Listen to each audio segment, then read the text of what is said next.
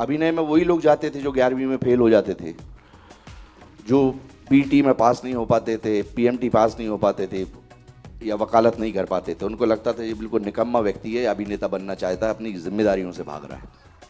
जब आप सागर से अभिनय के लाने निकले तो उस समय की जो जर्नी थी और उसके बाद की तरीके को संघर्ष उस समय जो बाकी जो हर बड़े आदमी के पीछे कोनो कोनो संघर्ष की कहानी है, सागर से जब आप नाट्य विद्यालय या उतय की जो अभिनय की जो उस समय की बेसिक जो समस्याएं आपके संग ने वो संघर्ष वो उस दौरान और अब के समय में कितनों अंतर उस संघर्ष की चीज़ को आप मैं एक बात तो आपकी संशोधन करना चाहूँगा, मैं आपकी बात नहीं काट रहा हूँ कि अपने सपनों को पूरा करने की यात्रा को संघर्ष नहीं कहा जा सकता।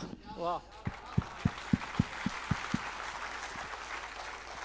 वो यात्रा है और उसके कुछ मानक सिद्धांत हैं जिससे आपको गुजरना पड़ेगा।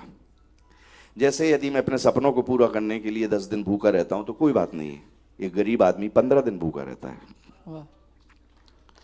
मैं तो एक महत्वाकांक्षी व्यक्ति हूं कि अपने सपने अपने आप को वहां देखना चाहता हूं, इसलिए मैं वो यात्रा में भूखा हूं, क्योंकि वो पैसे की गुंजाइश नहीं है, जुगाड़ नहीं हो पा रही।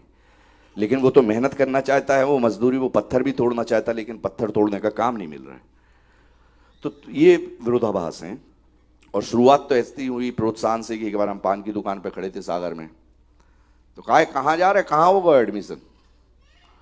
तो हमने तो हम चुप रह गए। तो उन्होंने बोला मानो मिलिट्री में जाके मिले ना कछू।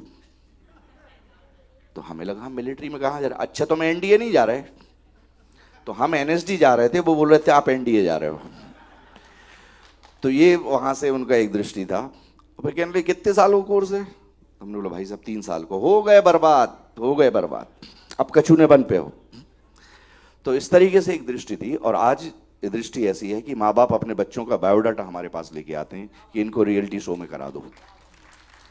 तो पहले सिर्फ दूरदर्शन था, अभिनय में वही लोग जाते थे जो 11वीं में फेल हो जाते थे, जो पीटी में पास नहीं हो पाते थे, पीएमटी पास नहीं हो पाते थे या वकालत नहीं कर पाते थे। उनको लगता था ये बिल्कुल निकम्मा व्यक्ति है, अभिनेता बनना चाहता है, अपनी जिम्मेदारियों से भाग रहा है। तो अब 20-25 सालों में परसेप्शन बदल गया और एक नए आयाम के तौर पे इस चीज़ को लिया जाने लगा कि ये भी ऑस्पेक्ट है, ये भी एक प्रोस्पेक्ट है।